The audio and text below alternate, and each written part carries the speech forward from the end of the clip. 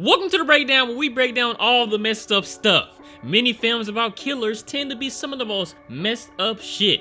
Films like Murder Set Pieces, The Untold Story, they show us a more concentrated side of killer points of view.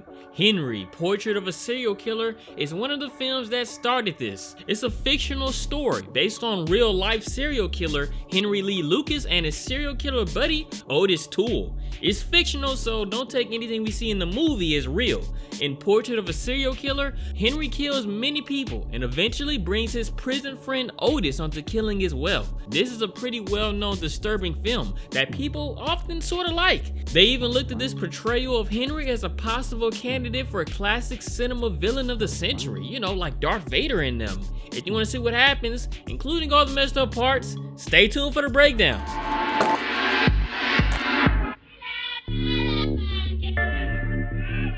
The movie starts off with a victim left dead in some wooded area. Kinda reminds me of that whole Black Dahlia murder case. We then see a man leaving a diner after doing lots of traveling. Like most famous serial killers, he seems to be polite and normal. He off-screen murders two waitresses at some bar later though. As he drives around what I'm guessing is Chicago, he looks for any female victim, child or grown woman. But it also shows his previous victims that he killed before, like this prostitute who seems to have a bottle stuck in her face, and also this woman face down in a body of water. He eventually follows behind some woman, taking note of where she lives to kill her later.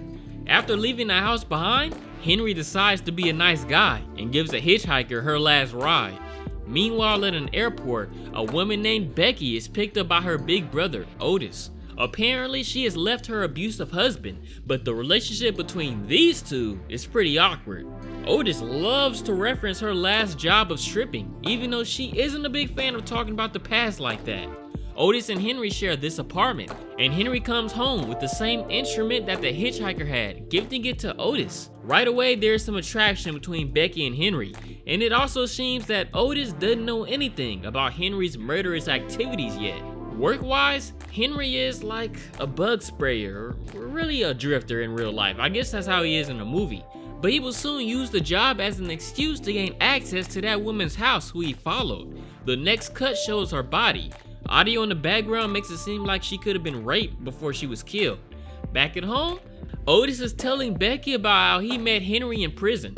He says Henry was in there after killing his mom and her friend with a baseball bat. Later, Otis leaves to go deal drugs or something, leaving Henry and Becky alone to get to know each other. Even though Becky is Otis' sister in this movie, in real life it seems she is his niece, real name Frida, and who was 12 years old around the time she met Henry.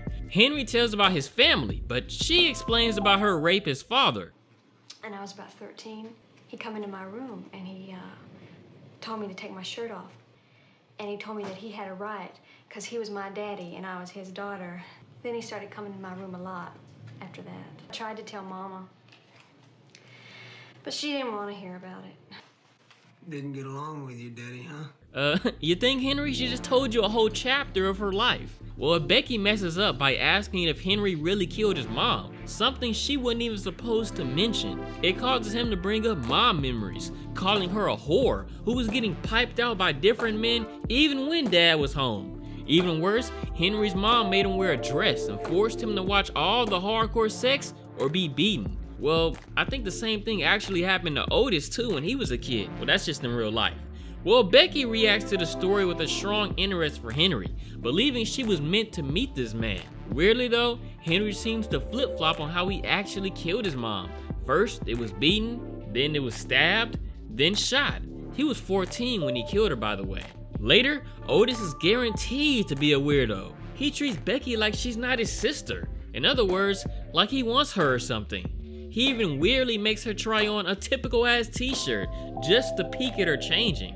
But she knew good and well she could have just stepped in the room right next to her. Henry can feel Otis being incestuous and makes him apologize after he tries to kiss his own sister. Becky tries to mend their bad blood by suggesting that they go out and get a beer. Little does she know, them going out for a night is going to create a deranged serial killer duo. The two pick up two prostitutes to get their health bar back up, but things turn sideways for both of them. Now she's a hashtag, and now she's a tattoo. Otis is surprised but not bothered. He's just scared they might get caught. But Henry done this before and knows how to stay under the radar. He even shares his philosophy of, it's either you or them. Sounds like something Mickey would say. Later, the two go to some black market TV dealer to buy a TV half price, but only got $50 on them. Everything else is above that, so it makes the dealer pretty angry when they insist on something good.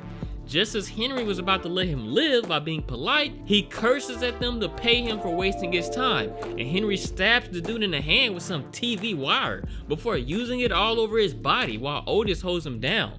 He then hits him over the head with the TV that cost $50, then purposefully plugs it in to electrocute his head. Later at home, the three make a home video using a stolen camera and TV. Also, Becky kisses Henry, finally, like she's been wanting to for a while now. They'll be using this camera for some murders and observations later. Later, Otis deals drugs with some teenager. As he passes it for him to try out, he grips the dude's leg only to get punched into next week. How'd you expect that shit to go down, Otis? Personally, I think he left you off easy. I would have did more than that. Otis is angry, but Henry directs his anger into killing random ass people. They start by shooting some random nice ass man who decided to stop his commute to help them with their car troubles. The reason why you don't find people like this man is because they are taken away way too early. It's not fair at all.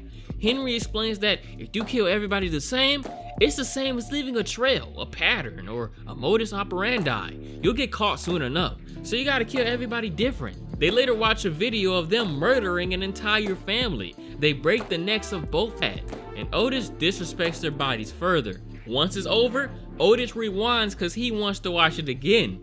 It seems Otis' slick is sicker than Henry. That's only in this fictional movie. Meanwhile, Becky is calling her daughter at work.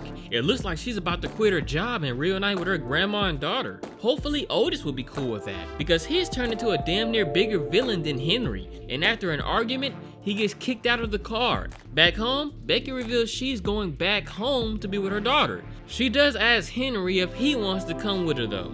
Her old husband is in jail surprisingly. She's leaving the next day. Then they leave to get a steak dinner. After they eat out, she wants to get ate out. Things get pretty close, but Henry obviously looks kinda wary of having sex. Soon, Otis wakes up and surprises them, drunk. Otis catching them about to have sex makes Henry embarrassed, so he excuses himself to go buy cigarettes. On his way back, he has an awkward encounter with a dog and her pet human, considering killing the woman before stopping. Back inside though, Otis is raping his sister, while Henry walks through the apartment building. Soon, Henry catches Otis and knocks him right off. Otis gets the upper hand though, and right before killing Henry, he is stabbed in the eye by Becky. He is then stabbed many times by Henry, finally ending the rapist killer brother.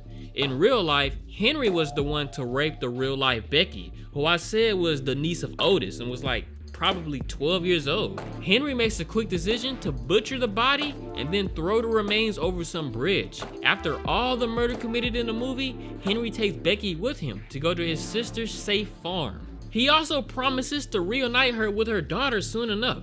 She says she loves him, and he says, I guess I love you too.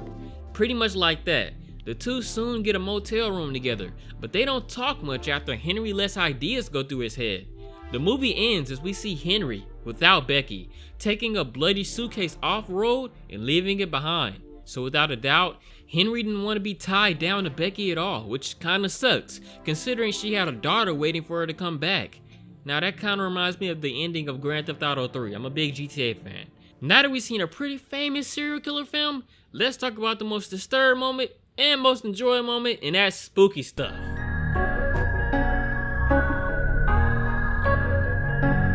So let's get right into it. The most disturbed moment for me is probably the rape of Becky, honestly. Close second would be the murder of the family, but let me tell y'all, they could have made it even worse to watch. I mean, all Henry did was break everybody's neck. They could have just, I don't know, cut the child's head off in front of the parents and laugh as they sit in anguish and despair, but that's just evil spooky speaking. The most enjoyable moment was when Henry killed the TV seller with the fucking TV wires or something. I don't know what exactly he used, but it worked out and ended pretty shocking. Hope you guys enjoyed this video. If you did, make sure you check out some of these other serial killer focused films like I forgot what they were called, but they're right on the screen. Just click any one of them if you haven't seen these videos before. Thanks for watching. Spooky out.